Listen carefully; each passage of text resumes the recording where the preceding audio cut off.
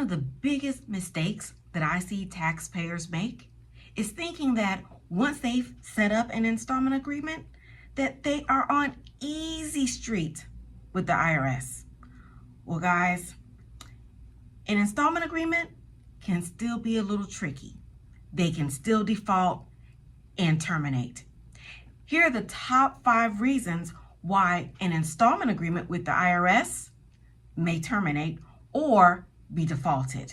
Number 1, missing a monthly payment.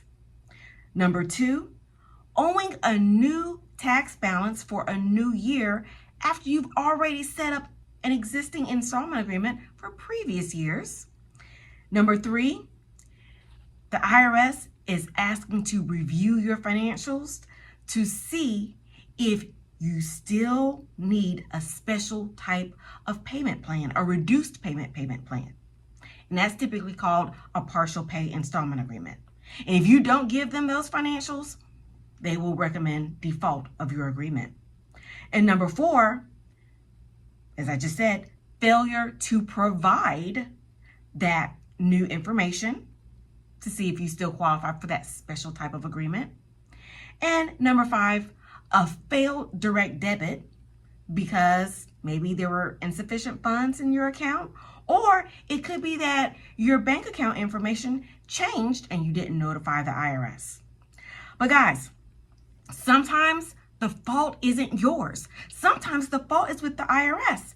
I have seen it where they misapply the payments or don't apply the payments to the account at all. And it leads to a default of the installment agreement. The IRS is at fault. But guess what? You still have to call and resolve it. You still have to initiate it. Now, the good news is that a default does not always lead to a termination, meaning a total ending of that installment agreement. There are things that you can do to fix that default so that it does not lead to termination.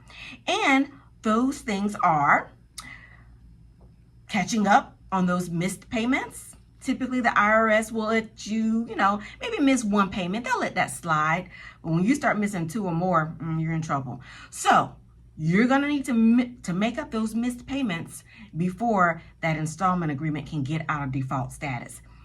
Second, if you have a new balance, you can either pay that new balance in full before the installment agreement fully terminates, or you can see if you can get that new balance for that new year, add it to the existing installment agreement, or try to do a new installment agreement to include that new year. And number 3, you may need to simply update your banking information. If something has changed, you need to contact the IRS to let them know of your new banking information. It is not automatically communicated from the bank to the IRS. That's too easy, guys. You have to initiate it.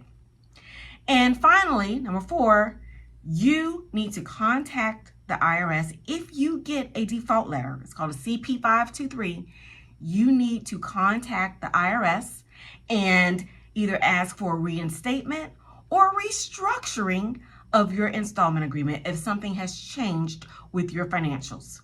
Guys, the key is to act quickly. Do not ignore that CP-523, that notice of default, which could lead to termination of that installment agreement. You want to protect your payment agreement, your installment agreement, if you already have one in place. Now, guys, if you get to a point and it actually does terminate and the installment agreement is gone, you still do have appeal rights. You can challenge the termination of that agreement.